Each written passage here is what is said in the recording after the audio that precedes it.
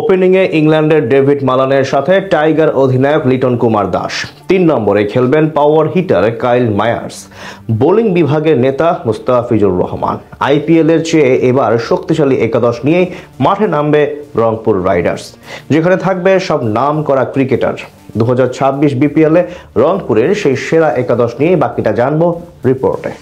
Rangpur Riders মানেই যেন high বাজেটের স্কোয়াড। প্রতিবার নিলাম এবং এর বাহির থেকে কোটি কোটি টাকা খরচ করে সেরা স্কোয়াড বানায় ফ্র্যাঞ্চাইজিটি, যার ব্যতিক্রম হয়নি এবারের আসরেও। ব্যাটিং বোলিং দুই বিভাগের জন্য শক্তিশালী স্কোয়াড গড়েছে উত্তরবঙ্গের প্রতিনিধিরা, যার প্রেক্ষিতে বিপিএল তো বটেই, আইপিএল এর যে কোনো দলকেও টেক্কা দিতে পারবে রাইডার্স ফ্র্যাঞ্চাইজিটি, এমনটাই মনে করছেন বিশ্লেষকরা। অকশনের আগে ডিরেক্ট সাইনিং এর মাধ্যমে মুস্তাফিজুর রহমানের সঙ্গে তাদের প্রথম পছন্দ হিসেবে যুক্ত করা হয় নুরুল হাসান সোহানকে, যিনি কিনা সবশেষ কয়েক আসরে নেতৃত্ব দিয়েছিলেন রংপুর রাইডার্সকে। এরপর নিলামে প্রথম পছন্দ হিসেবে লিটন কুমার দাসকে নিয়ে নেয় ফ্র্যাঞ্চাইজিটি। আর একদম শেষ ভাগে বি ক্যাটাগরি থেকে 35 লাখ টাকায় মাহমুদুল্লাহ রিয়াদকে নেয় তারা।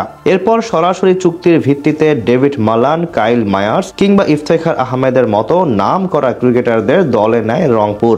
সেখান থেকে তাদের ওপেনিং পজিশনে থাকতে পারেন টাইগার অধিনায়ক লিটন কুমার দাস। ডানহাতি এই ব্যাটারকে এবার বড় ভূমিকা রাখতে হবে রংপুর রাইডার্সের হয়ে। তার সঙ্গে আরো থাকতে পারেন ইংলিশ বামহাতি ওপেনার ডেভিড মালান। প্রথমবারের মতো এই জুটিকে দেখা যাবে বিপিএল এর মঞ্চে।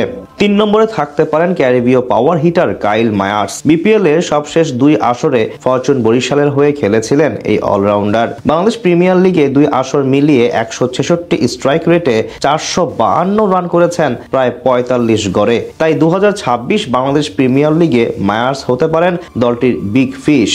মিডল অর্ডারের আস্থা তাওহিদ হৃদয়। সব ঠিক থাকলে রংপুরের 4 নম্বর পজিশনের দায়িত্ব থাকবে তার কাঁধে। নিলামে দ্বিতীয় সর্বাধিক দামের বিনিময়ে কেনা হয়েছিল হৃদয়কে।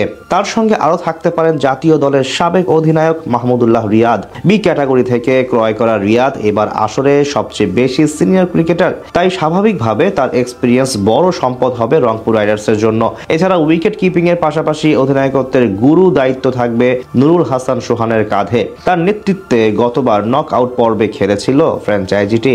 স্পিন বিভাগের আস্থা বাহাতি তরুণ অর্থোডক্স রাকিবুল হাসান। বল হাতে বেশ ভালো সময় কাটাচ্ছেন তিনি। তার সঙ্গে মিস্ট্রি স্পিনার আলিস আল ইসলাম হতে পারেন দলটির বাজির ঘোড়া। বল হাতে 50টি স্বীকৃত টি20 ম্যাচ খেলে মাত্র 6.38 ইকোনমি রেট এবং 22 গড়ে 51 উইকেট আছে তার নামের পাশে। এর আগে বিপিএল এ নিজের অভিষেক ম্যাচে হ্যাটট্রিক করে তাক লাগিয়ে দিয়েছিলেন সবাইকে।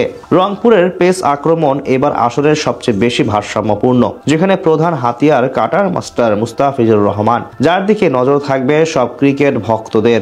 এছাড়া পাকিস্তানি পেস অলরাউন্ডার ফাহিম আশরাফের সঙ্গে থাকতে পারেন স্পিড স্টার আকিফ জাভেদ, যিনি কিনা গেল আসরে অসাধারণ পারফরমেন্স করে গেছেন রংপুরের হয়ে। সব মিলিয়ে বলা চলে বেশ ব্যালেন্স এবং শক্তিশালী একাদশ নিয়ে মাঠে নামছে রংপুর রাইডার্স।